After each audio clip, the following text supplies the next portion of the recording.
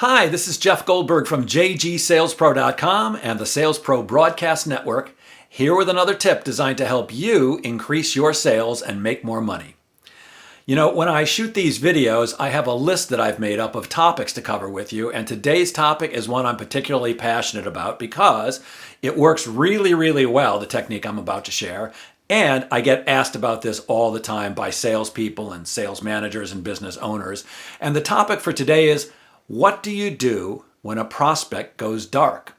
In other words, maybe you've had a few meetings, you've spoken with the prospect a few times, they have a proposal, but for some reason they're no longer taking meetings with you, they're no longer answering your phone calls, and they're no longer answering your emails. So I have a particular methodology that I like to use, which is called Should I Close the File? And here's how it works.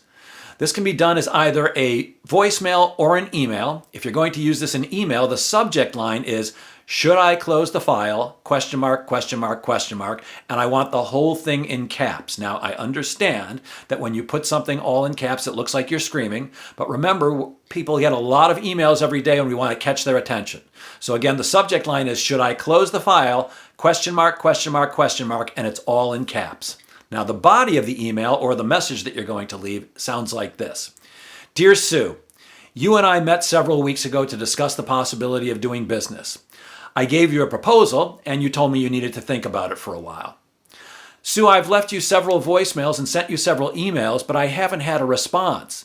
So I'm curious as to what happened. And I want you to know that I'm the type of salesperson that is very, very persistent, and I'm going to continue to follow up with you until you explicitly tell me not to. If you're interested in potentially doing business and would like to continue the conversation, please reply to this email with a couple of times and dates that work for you, and I'll find a way to accommodate your schedule. If, however, you are no longer interested, I'd appreciate it if you simply reply with, please close the file. And if you do that, I will not contact you again unless you ask me to. So, should I close the file? Question mark, question mark, question mark. What you'll find is this email and voicemail gets you a very, very high response rate typically. In fact, everywhere I've taught this, I have salespeople and sales managers telling me that it works really, really well. The good news is that either response is fine. Either somebody's going to respond to you and say, no, please don't close the file. We're still interested, but we just got busy with, and they'll fill in the blanks with whatever they got busy with, but at least they're re-engaged with you. Or they'll respond telling you you should close the file. And while that sounds like it might not be a good thing, it actually is. Because it certainly takes a certain amount of no's to get to a yes.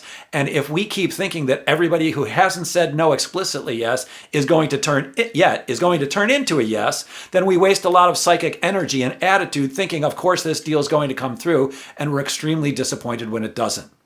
When somebody tells you no, they're actually clearing you up mentally and physically by giving you more time in your day to focus on another prospect who's closer to doing business with you or searching for prospects who may be interested in doing business with you.